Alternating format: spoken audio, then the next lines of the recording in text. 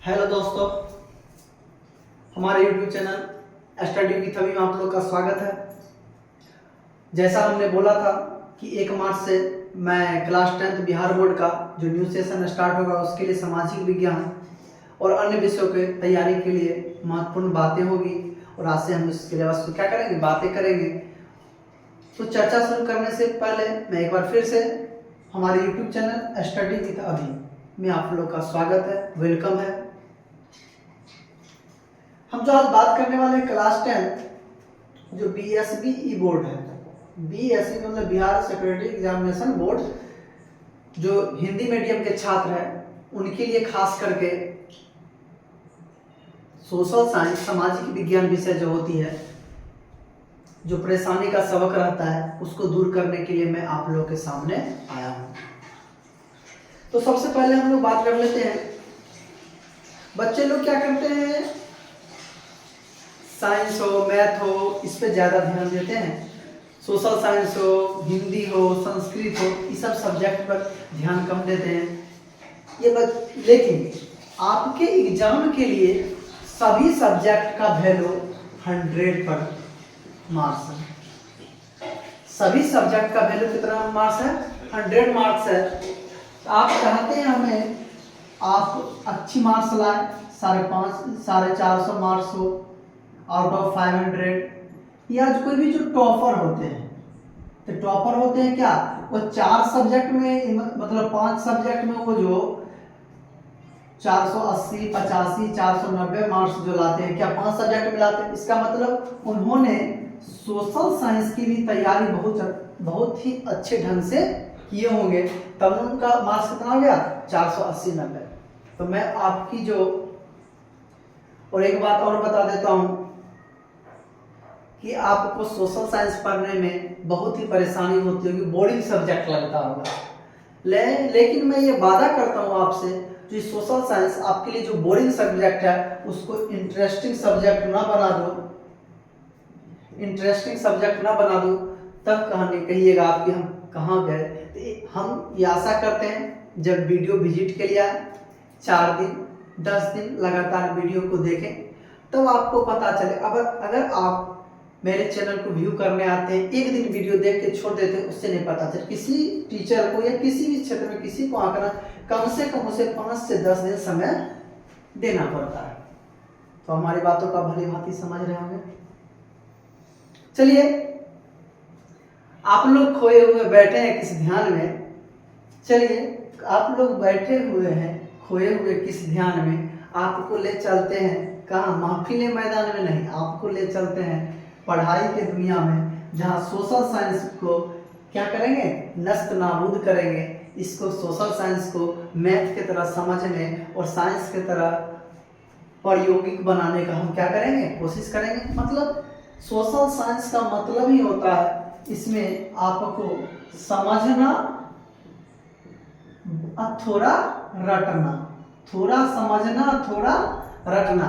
अगर ये काम नहीं कीजिएगा तब तो सोशल साइंस आपके, हाँ ये है कि सोशल साइंस थोड़ा बहुत तो आपको रटना पड़ेगा, और जो समझ, ये दोनों काम जो लोग कर लिए वो क्या करते हैं 95 to 99 मार्क्स पे हकदार हो जाएंगे सोशल साइंस में। तो चलिए हम लोग बात कर लेते हैं थोड़ा विषय वस्तु। विषय वस्तु कहने का मतलब ये हो गया कि किस तरह से एग्जाम में मार्क्स। आप लोग जानते हैं हिंदी, मैथ्स, संस्कृत, साइंस और ये सोशल साइंस सभी 100 मार्क्स पे होते हैं, और इंग्लिश भी होते हैं, इंग्लिश ऑप्शनेबल, तो बस इसमें पास कर। तो हम लोग सोशल साइंस के बारे में बात करते हैं। किसके बारे में बात करते हैं? सोशल साइंस के बारे में। तो सोशल साइंस के जो है 4 पार्ट है, वैसे कहिएगा तो 5 पार्ट है, लेकिन मुख्य रूप से कितने पार्ट हैं? 4 पार्ट है। मुख्य रूप से कितने पार्ट है? 4 पार्ट। सोशल साइंस के मुख्य रूप से कितने पार्ट है? 4 पार्ट हैं। सबसे पहला है हिस्ट्री, ध्यान से, दूसरा है ज्योग्राफी, इसी में डिजास्टर मैनेजमेंट आता है, जिसको हम लोग आपदा प्रबंधन कहते हैं। कहने का मतलब भूकंप आना, सुनामी आना, जो बिल्कुल ही आसान है। चलिए, तीसरा है हिस्ट्री ज्योग्राफी, तीसरा है इकोनॉमिक्स, चौथा है पॉलिटिकल साइंस। चौथा कौन सा है? Political science. ये चारों मिला के 100 मार्क्स होता है, लेकिन इसमें से 20 मार्क्स आपको स्कूल देता है। 20 मार्क्स क्या देता है? स्कूल देता है। यह स्कूल कंट्रोल, जिसको प्रैक्टिकल कहते हैं, जिसको क्या कहते हैं? प्रैक्टिकल। समझने की कोशिश कीजिएगा कैसे तैयारी करना है, किस तरह से, जो आपको ज़्यादा मार्क्स। पॉलिटिकल तो हिस्ट्री जो होता है, टोटल अगर बात करेंगे तो 100 मार्क्स। एग्जाम में जो आप एग्जाम हॉल में जो बिहार बोर्ड एग्जाम 80 मार्क्स दीजिएगा। कितना दीजिएगा? 80 मार्क्स, जिसमें से 20 हिस्ट्री, 20 ज्योग्राफी,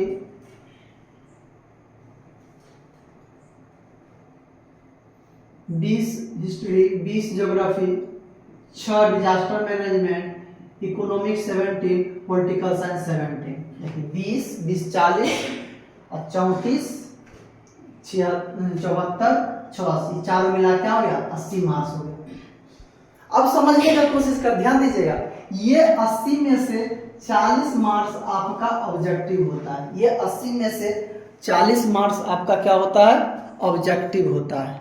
ये 80 में से 40 मार्क्स क्या होता है? आपका ऑब्जेक्टिव होता है। ये 40 में से 80 मार्क्स, 80 में से 40 मार्क्स क्या होता है? ऑब्जेक्टिव, जो बिल्कुल आसान है, आप याद करके ला सकते हैं। 40 मतलब आपका क्या? सब्जेक्टिव। 40 मार्क्स के लिए आप साल भर पढ़िएगा। 40 मार्क्स के लिए क्या कीजिएगा? पूरे साल पढ़िएगा।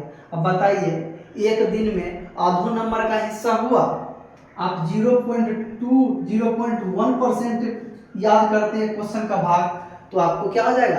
अच्छा देखिए, ये 20 मार्क्स जो आपकी स्कूल देती है, इसमें से कम 18, अधिक से अधिक 20 मिल जाता है। 40 और 20 60। तैयारी कितना का करना है? 40 का। इसीलिए अब कितना आसान लग रहा है मैंने जो बताया उसके हिसाब से। तो आप लोग को जिस तरह से मैथ और साइंस पे मेहनत करते हैं, अगर उसका 50% भी मेहनत आप सोशल साइंस पर अगर कर देते हैं, तो अगर सोशल साइंस पर कर देते हैं तो आपके मुट्ठी में है 450 मार्क्स। 450 प्लस मार्क्स ये आपकी मुट्ठी में है। और मुट्ठी में करने के लिए क्या करना पड़ेगा? हमारा गाइड रहेगा, गाइडेंस रहेगा, आपका मेहनत रहेगा। हमारा गाइडेंस रहेगा, आपका मेहनत रहेगा। तो इसीलिए इसके लिए क्या करना पड़ेगा? इसके लिए आप लोगों को स्टडी विथ अभी यूट्यूब चैनल पर प्रत्येक दिन 30 से 40 मिनट का क्लास लेंगे और उसी से आपकी भरपाई होगी। क्लास के साथ साथ टॉनिक 10th टॉनिक मतलब आपको हम नोट्स फ्री में प्रोवाइड करवाएंगे। आपको हम सोशल साइंस का नोट्स हम क्या करेंगे? फ्री में प्रोवाइड कराएंगे। बस उसको आपको प्रिंट आउट निकालना है और आपको रेगुलर क्या करना है? क्लास करना और नोट्स को देखना, और आपका सोशल साइंस बिल्कुल इजी वे में आपका क्या हो जाएगा? आसान हो जाएगा। एक सिंपल सी बात है, मान लो तो हार और ठान लो तो जीत। जैसा मानिएगा वैसा क्या होगा? आप लोगों को मिलेगा। तो समझ रहे होंगे, हमारे दोस्त हैं, हमारे जो भाई हैं, हमारे जो स्टूडेंट है, सभी लोगों के लिए मैं ये बोल रहा हूँ, जितने भी यूट्यूब चैनल पर वॉच करने के लिए आएंगे व्यूअर, सभी के लिए हमारी ये बातें हैं। तो हम उम्मीद करते हैं हमारी बातों को आपको अच्छी लगी होगी और अच्छी लगे। कोई भी व्यक्ति को आप एक दिन में नहीं जान सकते वो अच्छा है, वो बुरा है, कैसा है, लेकिन उसके साथ महीनों बिताइएगा तो कैसा है पता चल जाएगा। तो पढ़ाई के मामले में हम आपसे वादा करते हैं, आप हमारा 5 से 10 क्लास लीजिए रेगुलर। अगर आपको संतुष्टि ना हो तो हमारे यूट्यूब चैनल फिर से दोबारा आप मत जुड़िएगा। या मैं आपसे क्या कर सकता हूँ? वादा करता हूँ। तो हम आपसे उम्मीद करते हैं प्रत्येक दिन हमारे 30 से 40 घंटा का जो सेशन होगा उसे आप लोग देखेंगे। अभी मैं लाइव नहीं आ सकता हूँ, इसके पीछे मजबूरी है, क्योंकि मेरा जो ड्यूटी आवर रहता है 9 बजे से लेकर 5 बजे तक रहता है। तो 9 बजे से 5 बजे तक ड्यूटी ऑफ करने के बाद ही अब कहेगा सर कौन ड्यूटी करते हैं, तो धीरे धीरे सभी बातों को बताएंगे, अभी तो हम नहीं बता सकते हैं। तो उसके बाद अभी रिकॉर्डेड क्लास मिलेगी। हाँ, हम आप लोगों से बीच बीच में लाइव बातचीत करते रहेंगे, कभी कभी लाइव क्लास भी प्रोवाइड कराएंगे। अगर लाइव क्लास जब देना होगा उससे पहले हम कर सकते हैं। वैसे लाइव क्लास के लिए आप उम्मीद रखिए संडे को हम लाइव क्लास जरूर प्रोवाइड कराएंगे। तो संडे को किस टाइम में वो सूचना आपको हमारे study with Instagram channel, study with अभी टेलीग्राम चैनल, स्टडी विथ अभी फेसबुक, सभी से आपको जानकारी क्या हो जाएगी, मिल जाएंगे। साथ जुड़ेंगे, साथ पढ़ेंगे, साथ आगे बढ़ेंगे, ये आपको करना है। चलिए अब हम विषय वस्तु पर आते हैं। चलिए हम लोग क्या करते हैं, विषय वस्तु पर आते हैं। अभी आपको हमने ये बता दिया।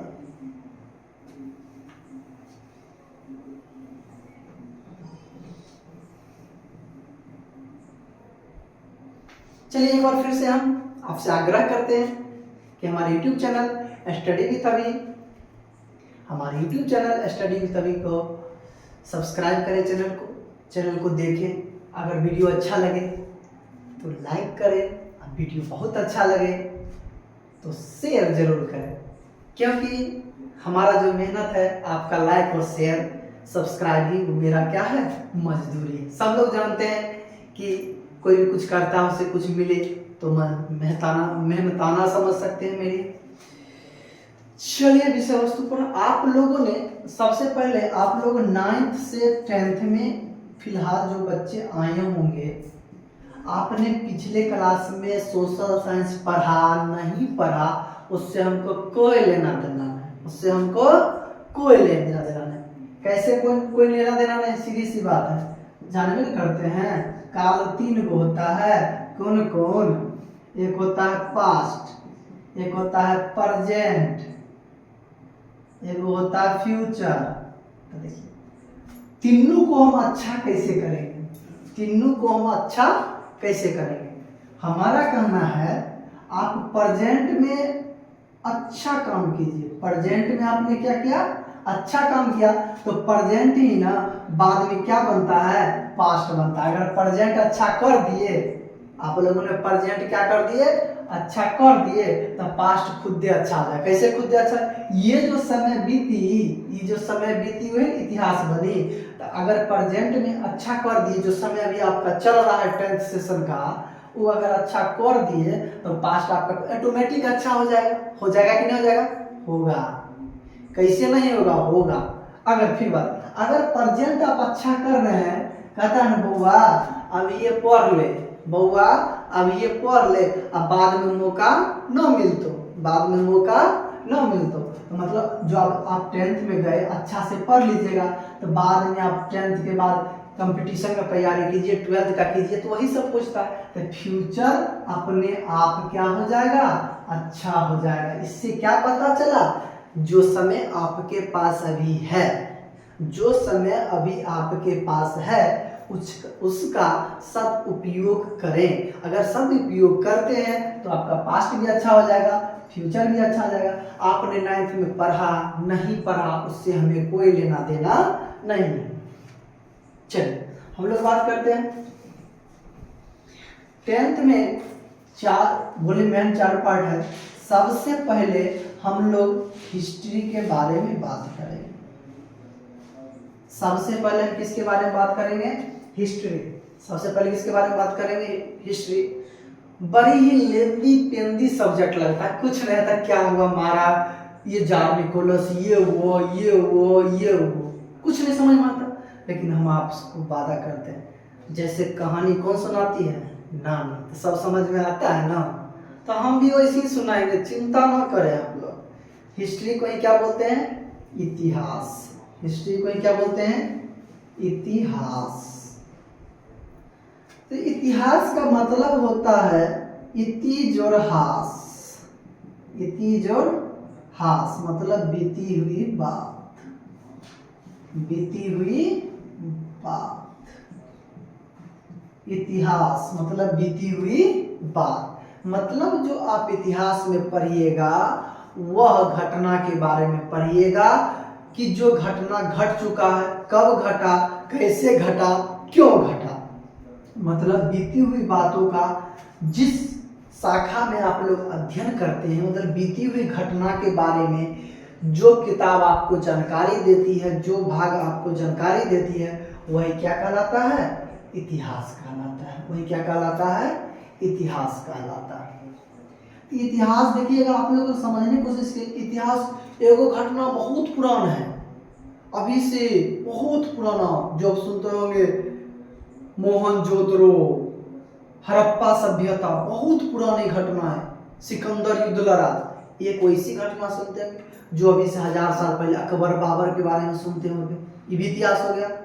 आज जो घटना 100 साल पहले, 50 साल पहले, जैसे जिस समय प्रधानमंत्री मनमोहन सिंह थे, जिस समय मेरा जन्म हुआ था, तो इतिहास को पढ़ने के लिए, पढ़ने में सुविधा हो, पढ़ने में सुविधा हो, इसके लिए 3 भागों में बांटा गया। इतिहास पढ़ने में सुविधा हो, इसके लिए कितने भागों में बांटा गया? 3 भागों में बांटा गया। पहला जो है प्राचीन इतिहास। पहला कौन सा इतिहास? प्राचीन इतिहास। दूसरा कौन सा इतिहास हो जाएगा? मध्यकालीन इतिहास। तीसरा कौन हो जाएगा? आधुनिक इतिहास।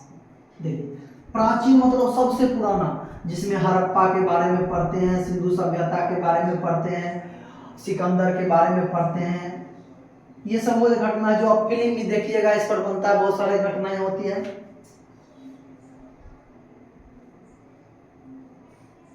उसके बाद मध्यकालीन, जिस समय आप लोग सुनते होइएगा, किसका नाम सुना? अलाउद्दीन खिलजी का नाम सुनते होइएगा, कुतुबुद्दीन ऐबक का नाम सुनते होइएगा। और आधुनिक अकबर बाबर के बाद, मतलब जिस समय अंग्रेज भारत में था वो आधुनिक, उसके बाद के समय को क्या बोला गया? आधुनिक। अभी से 10 साल, 20 साल, 50 साल, 100 साल पहले जो घटना घटा उसको आधुनिक इतिहास। उसके बाद इतिहास की जब बात कर रहे हैं, कुछ बातें इतिहास में भारत की होगी, कुछ विदेश की घटना के बारे में होगी ना, कुछ भारत के बारे में। जैसे आप लोग पढ़े होंगे, 18वां में पढ़े होंगे, नील विद्रोह पढ़े होंगे, अकबर के बारे में पढ़े होंगे, बाबर के बारे में पढ़े होंगे, वो सब भारत की घटना था। लेकिन 9th में अगर आप लोग ध्यान से पढ़े होंगे, वह वर्ल्ड हिस्ट्री कहलाता है। कौन सा history? World history. World history कहने का मतलब ये हुआ कि दुनिया में जो घटना घटा, इतिहास, उससे हमने क्या सीखा, दुनिया में जो घटना घटी उससे हमने क्या सीखा। 9th में पढ़े, जैसे फ्रांस की क्रांति, रूस की क्रांति, या बहुत सारे चीजें आप लोगों ने क्या किया, पढ़ा होगा, जनजाति, वो सब। 10th में भी वर्ल्ड हिस्ट्री ही है। 10th में भी क्या है? वर्ल्ड हिस्ट्री का ही पार्ट है, जिसमें हम लोग उसको जानने का क्या करेंगे? कोशिश करेंगे। जानने का क्या करेंगे? कोशिश करेंगे।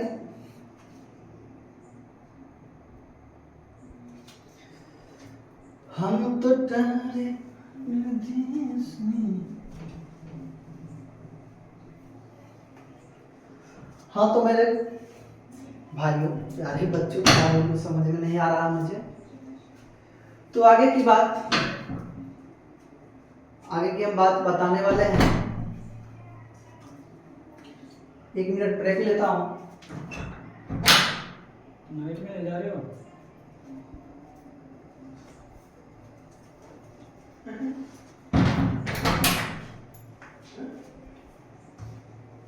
चलिए,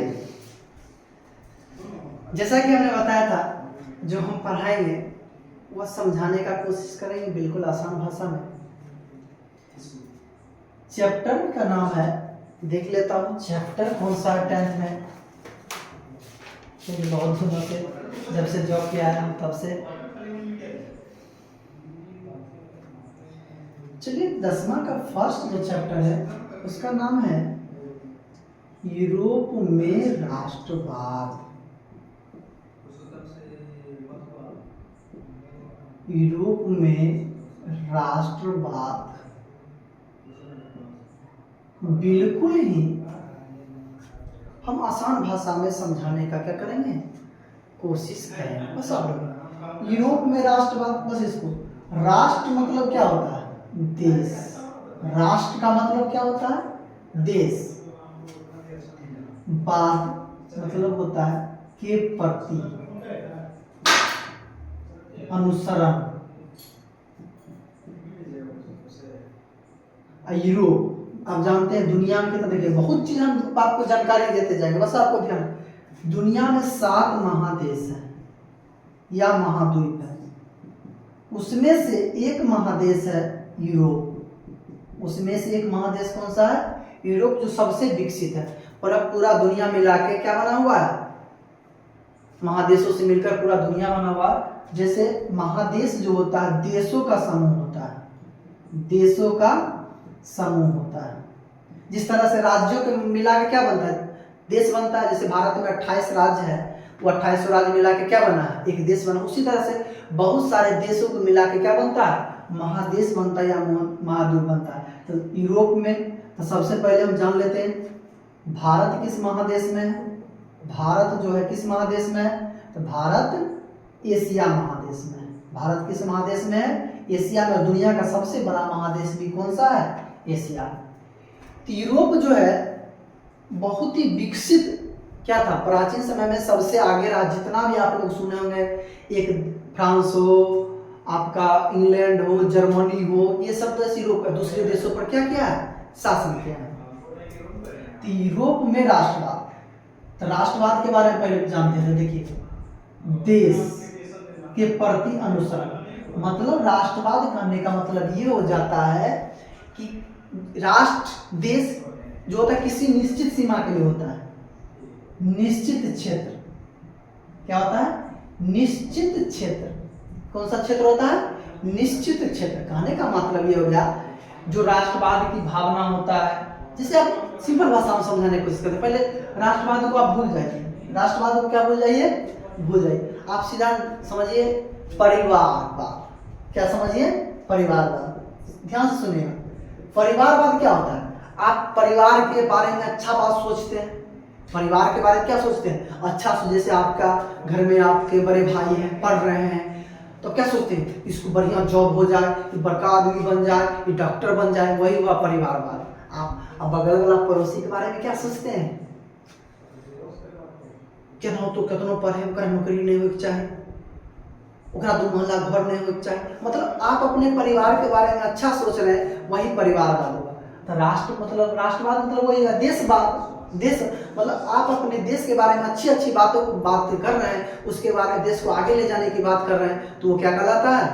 राष्ट्रवाद। राष्ट्रवाद के एक सिंपल सा एग्जाम्पल हम आपको देते हैं। क्या देते हैं? सिंपल सा एग्जाम्पल हम देते हैं।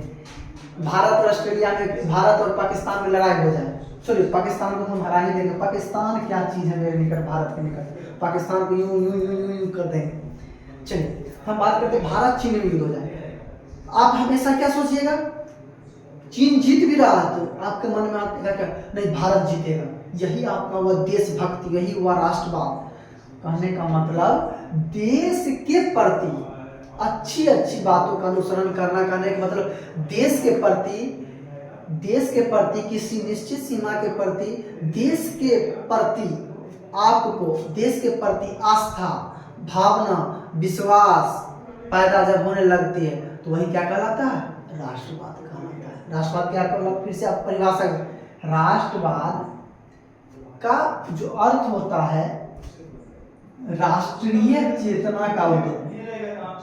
राष्ट्रीय चेतना का उदय। उदय मतलब शुरुआत। राष्ट्रीय चेतना मतलब आपका सोच। चेतना का मतलब क्या हो गया? सोच। तो मतलब देश के प्रति जब आप जागरूक होंगे, सोचेंगे, जो देश के प्रति आपका आस्था जगेगा, जब आपका विश्वास जगेगा, देश के प्रति अच्छे अच्छे कार्य कीजिएगा, वही आपके लिए क्या कहलाता है? राष्ट्रवाद कहलाता है। वही आपके लिए क्या कहलाता है? राष्ट्रवाद। वही क्या कहलाता है? राष्ट्रवाद कहलाता है। चलिए, कहने का मतलब जब राष्ट्रवाद की भावना में आएंगे तो सब लोग क्या हो जाएंगे?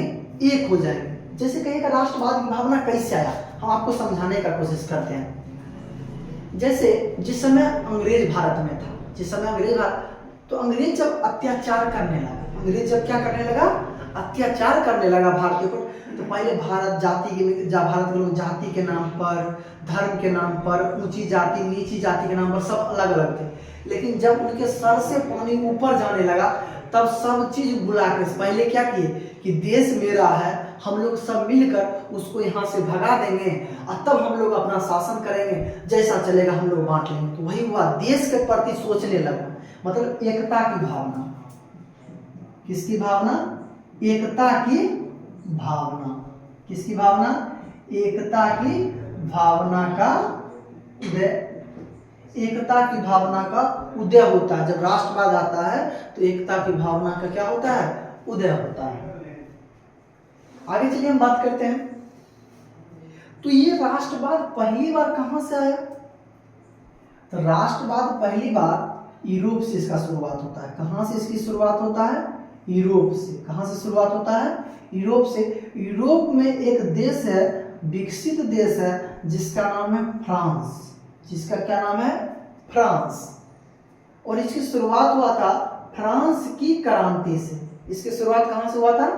फ्रांस क्रांति। देखिए ये फ्रांस क्रांति इससे भी पहले हुआ था। आप लोग अगर याद होगा 8वां में पढ़े होंगे 8 क्लास में, पुनर्जागरण काल। कौन सा पढ़े होंगे? पुनर्जागरण काल, जिसकी शुरुआत कब में हुई थी? 15वीं शताब्दी में हुई थी, इटली के फ्लोरेंस नगर में। कहाँ हुई थी? फ्लोरेंस। अगर आपको नहीं याद है तो रिकॉल कर दिए, आप लोग ध्यान दें। तो लोग क्या हुए थे? वैज्ञानिक युग में आए थे। पुराने जो सोच के लोग थे उसको बदलकर लोग किस में आए? वैज्ञानिक को प्रवेश किया। मतलब जो पहले लोग किस पे विश्वास करते थे कि मतलब ये धर्म पे नाम पर लोग ठगी करते थे, धर्म के नाम पर लोगों को ठगते थे, लोग पढ़े लिखे नहीं होते, लेकिन वहीं से लोगों में राष्ट्रवाद की भावना को उदय हुआ और इसका जो विकास पूर्ण रूपेण हुआ फ्रांस की क्रांति। और फ्रांस की क्रांति कब हुआ था? आप लोग अगर याद होगा तो बताइएगा।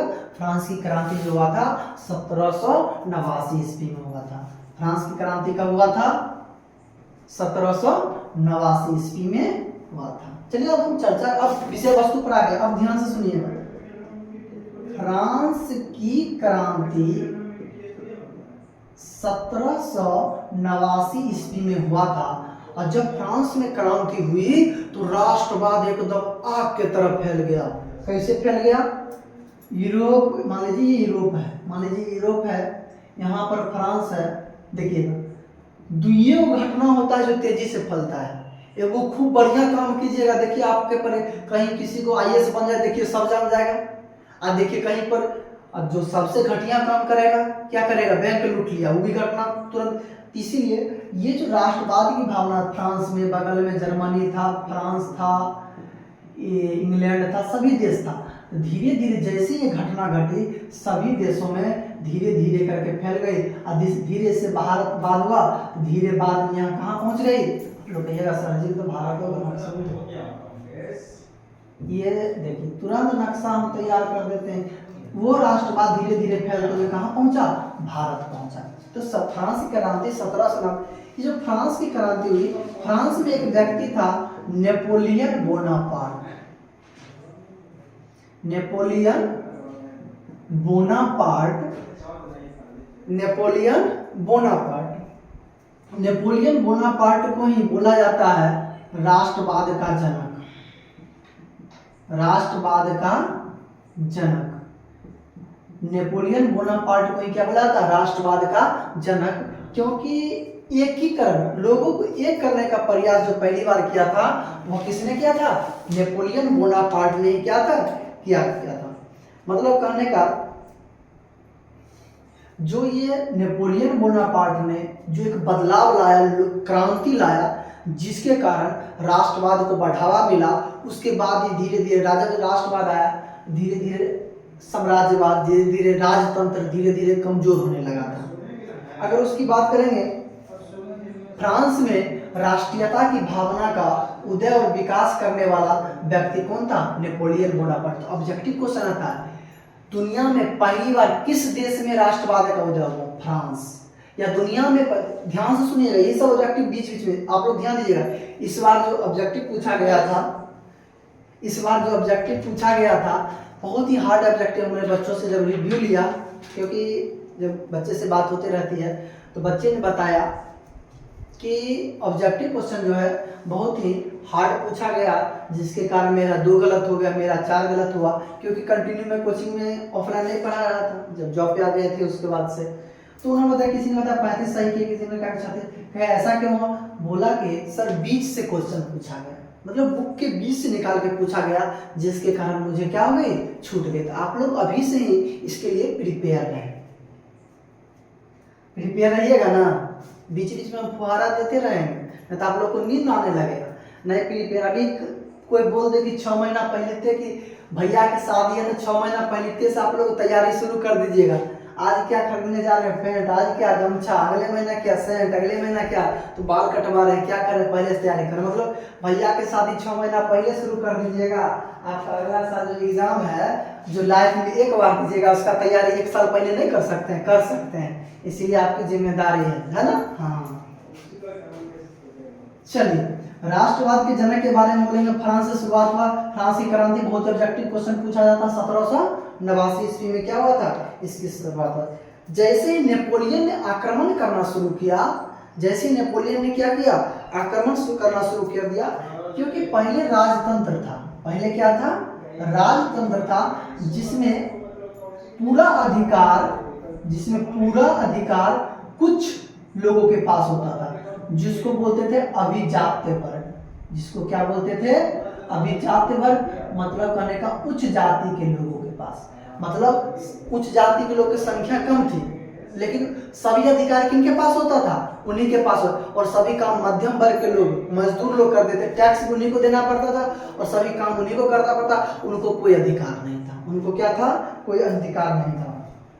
करने का मतलब फ्रांस की क्रांति, नेपोलियन बोनापार्ट ने जो आक्रमण शुरू कर दिया, उसके बाद यह जो घटना पूरे यूरोप में धीरे धीरे फैल गई, धीरे धीरे फ्रांस से होते हुए अभी इसका परिचय कर रहे हैं, क्वेश्चन। इसके बाद ये कहां पहुंचा, जर्मनी पहुंचा, इटली पहुंचा, पोलैंड पहुंचा, सभी जगह एक बदलाव की लहर दौड़ गई कि हम लोग को भी मुक्ति चाहिए, किससे, राजतंत्र से, हम लोग को भी अपना अधिकार चाहिए, मेरा देश मेरा अधिकार होना चाहिए। इसको लेकर पूरे लोगों में क्या हो गए, तो सभी को एकीकरण की बात होने लगी। जैसे फ्रांस में जैसे रूपरेखा तैयार होने लगा राष्ट्रवाद मजबूत होने का, उसी तरह से जर्मनी में, इटली में, जर्मनी और इटली के एकीकरण में भी नेपोलियन बोनापार्ट ने अपना योगदान दिया था। क्या किया था, अपना योगदान दिया था, उसको भी एकीकरण करने का प्रयास किया और बहुत सारे क्या किए, कार्य किए। ये सब घटना घट ही रही थी, इसी घटना के ये सब घटना घटे थे। इसी बीच नेपोलियन का क्या हो जाता है, मृत्यु हो जाता है। इसी बीच नेपोलियन का क्या हो जाता है, मृत्यु हो जाता है, मतलब नेपोलियन का पतन हो जाता है, बेचारा था। जब ये घटना घटी, नेपोलियन का मृत्यु हो गया, तब बताइए कौन चाहता है कि मेरा शासन नहीं हो। तो उससे पहले 1815 में जैसे ही नेपोलियन का पतन हो जाता है, लेकिन ये क्या कर दिया, लोगों में एक भावना जगा गया, किसकी भावना, राष्ट्रवाद की भावना। लेकिन तब भी 1815 में नेपोलियन का जैसे ही पतन हुआ तो वियना सम्मेलन बुलाया गया।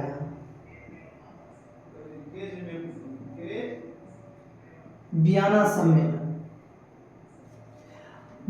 एक ऑस्ट्रिया देश था उस समय, बहुत ही, ऑस्ट्रेलिया नहीं, ऑस्ट्रिया, एक कौन सा देश था, ऑस्ट्रेलिया था, ऑस्ट्रिया। उसके चांसलर कौन थे, ऑस्ट्रिया के चांसलर उस समय थे मेटरनिक।